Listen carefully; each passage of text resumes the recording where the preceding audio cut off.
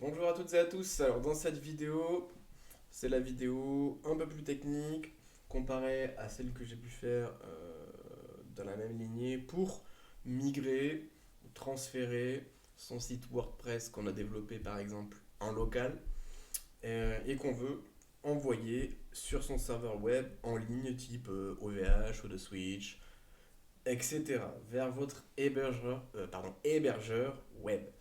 Euh, donc pour ce faire, il va vous falloir vos accès base de données, que ce soit en local,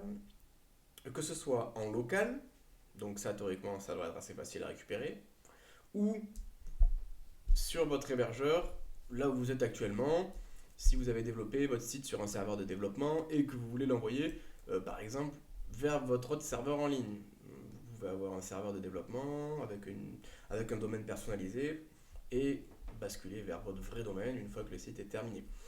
Donc, on va d'abord voir comment faire pour récupérer votre base de données.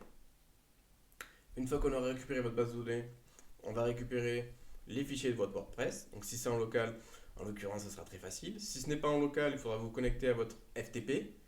Là, vous avez vos données, vos fichiers de WordPress, les récupérer sur votre ordinateur, puis les renvoyer vers l'hébergement. Moi, dans mon cas sur la vidéo, je l'ai fait en local. Donc, mes fichiers sont en local. Tout est déjà là. Donc je n'ai plus qu'à les envoyer sur mon serveur distant. Euh, et ensuite, une fois que ça sera fait, on ira modifier le fichier wp-config pour mettre les nouvelles informations de la nouvelle base de données de notre nouveau prestataire d'hébergement. Et on ira modifier les informations à la main dans la base de données pour lui indiquer que l'URL par défaut du site WordPress n'est plus celle en local ou notre ancienne URL, mais on va lui indiquer la nouvelle. Et on fera aussi une requête pour changer les liens intégrés, enfin les liens en dur de notre site WordPress pour les faire pointer vers le bon hébergement en ligne. Donc, tout d'abord, ce qu'on va faire, c'est qu'on va aller récupérer, par exemple, notre base de données. Donc, comment faire pour récupérer notre base de données? Ce qu'on fait, c'est qu'on se connecte à notre base de données, donc chez OVH ou en local, ça sera pareil. Vous allez aller sur votre PHP MyAdmin. Alors je vais descendre un petit peu mon écran, voilà, comme ça vous allez voir. Donc une fois qu'on est sur PHP MyAdmin, et bien à gauche vous aurez toutes vos bases de données et vous allez aller cliquer sur celle qui vous intéresse. En l'occurrence, j'y suis déjà dessus. Donc une fois que j'y suis, vous allez venir ici, cocher la case, tout cocher, ce qui fait que ça va tout cocher. Et vous allez pouvoir ici cliquer sur exporter directement. Sinon, ce que vous pouvez faire, vous pouvez aller ici, vous avez exporter. Vous cliquez, vous nous laissez ici, ce qu'il y a rapide. Vous faites exécuter et il va vous générer votre fichier SQL. Vous faites enregistrer et il va l'enregistrer là où vous voulez, sur le bureau, dans vos téléchargements, peu importe. Une fois que vous l'avez, c'est un bon point. Parce qu'on va partir du principe que vous avez déjà vos fichiers vu qu'on est en local. Donc, j'ouvre FileZilla, j'y suis déjà. À droite, je vais me connecter sur mon FTP distant, donc chez mon hébergeur. Donc j'y suis connecté actuellement, j'actualise, il est vide. Donc, maintenant, ce qu'on va faire, c'est qu'à gauche, je vais me placer là où il y a mes données du WordPress. Il faut imaginer qu'à gauche, vous êtes dans votre dossier, là vous avez votre WordPress. Si par exemple vous travaillez avec MAMP ou WAMP, vous allez pouvoir vous placer directement dans votre dossier HTTP-doc ou HTDoc. Et vous allez pouvoir directement accéder à vos fichiers du WordPress. Sinon, vous allez chercher manuellement où ils sont et vous pourrez transférer en faisant glisser-déposer dans cette fenêtre de droite vos fichiers du WordPress. Donc je vais ici sélectionner à gauche tous mes fichiers de WordPress, donc sauf les fichiers du Mac. Et ici, j'ai mon fichier de base de données. Donc je ne vais pas le transférer, je l'ai mis directement ici dans mon même dossier pour avoir tout au même endroit. Donc je le désélectionne et je vais envoyer sur mon FTP uniquement mes fichiers du WordPress. Avant de faire ça, donc je vais tout désélectionner, mais je vais aller éditer mon fichier wp-config. Pourquoi? Eh bien, tout simplement, c'est là où je vais lui indiquer mes nouvelles directives pour lui dire attention, bah, ma base de données, c'est plus celle que tu avais en tête. Donc, la base de données, maintenant, il faut la faire pointer vers l'hébergeur de votre site. Donc, je vais faire un clic droit, éditer, ou vous pouvez ouvrir un fichier de texte, peu importe. Donc, ici, j'ai ma base de données, pardon, j'ai mon fichier wp-config. Donc, je vais pouvoir lui dire ok, donc, mon dbname, je vais aller du coup récupérer mes informations de base de données. Alors, ma base de données, je vais coller le nom de ma base de données ici. Ensuite, je vais aller mettre mon nom d'utilisateur. Toutes ces informations, en fait, vous les avez chez votre hébergeur web. Donc, en fonction de votre hébergeur web, ça ne sera jamais la même chose. Donc, je vous laisse remplir en fonction de vos informations. Ensuite, je vais renseigner le mot de passe. Donc, c'est bien la première étape à faire, changer votre wp-config. Sinon, ça ne marchera pas, il ne pourra pas se connecter à votre base de données. Et vous aurez un message d'erreur impossible, une connexion impossible à la base de données sur votre WordPress. Donc, ça ne sera pas terrible. dbhost, alors dans mon cas, ça sera localhost. Ça peut souvent être ça. Chez OVH, vous aurez quelque chose, vous aurez en général, c'est votre nom d'utilisateur avec des chiffres, .mysql, .ovh.net ou mysqldb, quelque chose comme ça.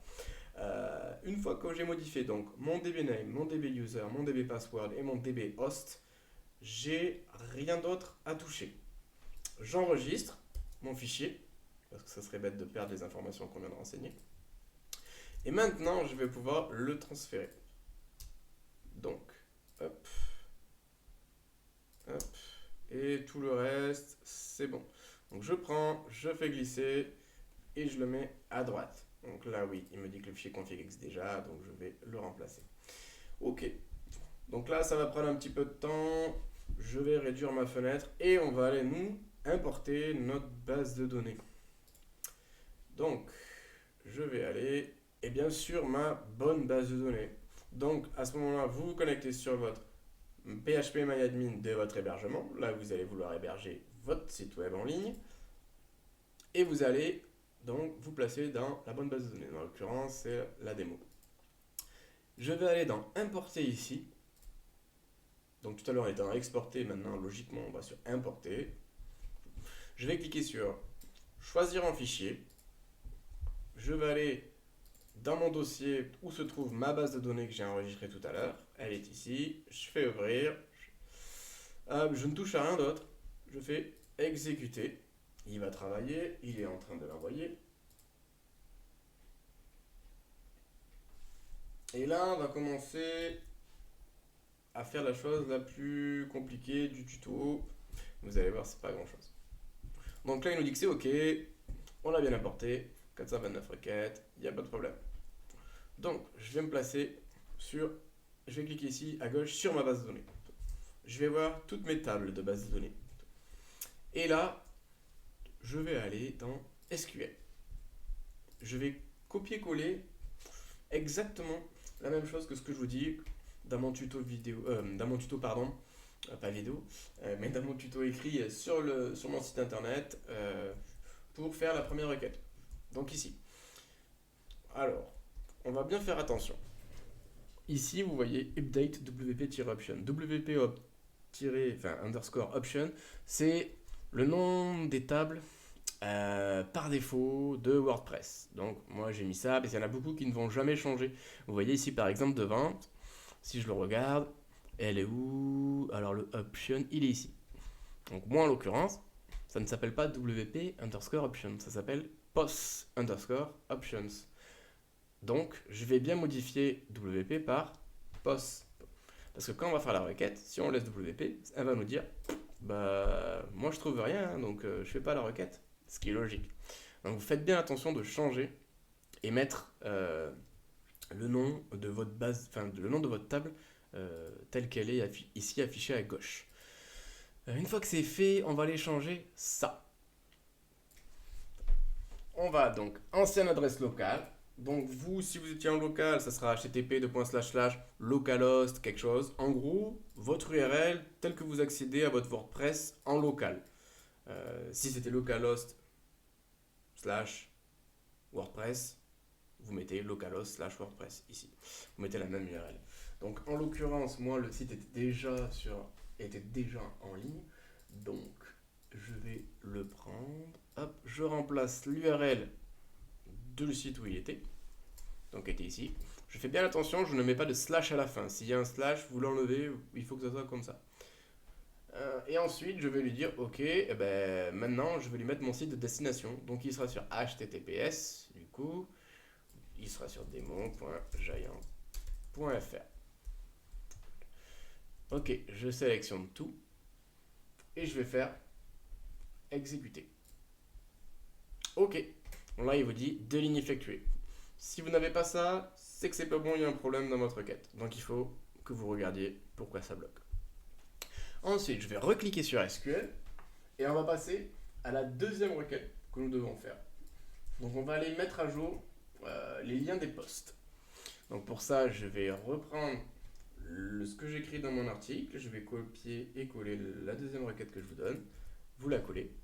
Idem, WP, on vire et je mets le nom de ma table. Donc c'est post underscore post. Pareil, je vais copier-coller l'URL locale de mon WordPress ou l'URL du site où il était avant. Je vais le mettre ici. J'enlève le slash. Et ici, je vais lui mettre l'URL de destination. Donc là où il va être en ligne. Démon.giant.fr. Je contrôle A, j'exécute. Et là, il me dit qu'il y a 3 lignes. Il peut y en avoir bien plus. Si vous migrez une boutique en ligne, il y aura forcément beaucoup plus de choses.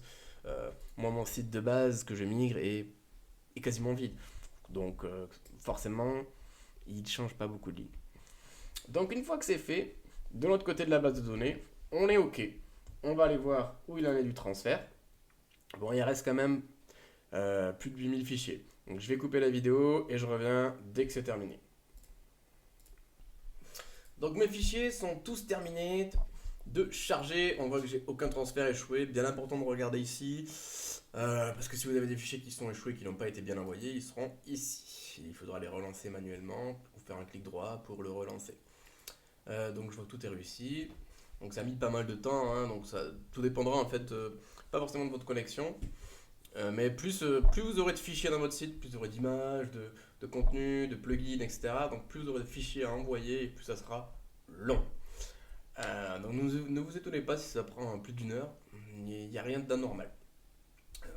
Le but étant que vous ayez tout envoyé correctement sur le FTP.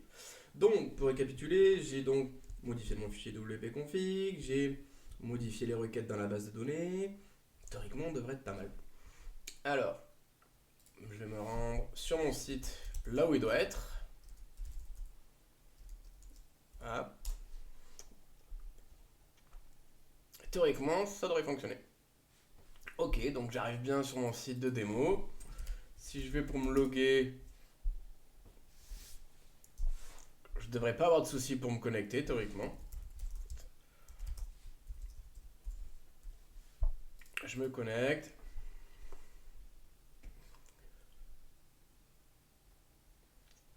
Super. Ok. Donc ce qu'on va faire, une fois qu'on s'est connecté, on va juste aller dans les réglages, permalien, et on va enregistrer nos permaliens pour réécrire le fichier htaccess et que nos permaliens produits soient bien réécrits comme il faut. Voilà, après il ne vous reste plus qu'à regarder sur le site si tout est bien importé. Il y aura peut-être quelques images qui ont sauté, ça peut arriver. En fonction de comment vous avez nommé vos images à la base, si c'était bien nommé, s'il y avait des accents, des espaces ou pas, ça WordPress n'aime pas, enfin tout site n'aime pas en fait. Ne mettez pas d'espace dans vos noms de fichiers d'images, ne mettez pas des accents, des arrobas, des A avec un accent. Voilà, évitez tout ça. Voilà, donc maintenant vous savez comment migrer WordPress à la main si une méthode comme avec l'autre méthode que j'explique avec Duplicator ne fonctionne pas. C'est la solution avec laquelle vous allez pouvoir sans souci transférer votre site sur votre hébergement ou sur n'importe quel hébergement, même faire l'inverse de votre hébergement en local, ça marche aussi. Il suffit juste d'adapter ce qu'on vient de voir en fonction de votre base de données et de votre hébergement. Donc si vous avez des questions, n'hésitez pas à réagir dans les commentaires de la vidéo YouTube. Et également, si vous regardez cette vidéo sur mon article de blog, ben, vous pouvez réagir dans les commentaires en bas de l'article. A plus!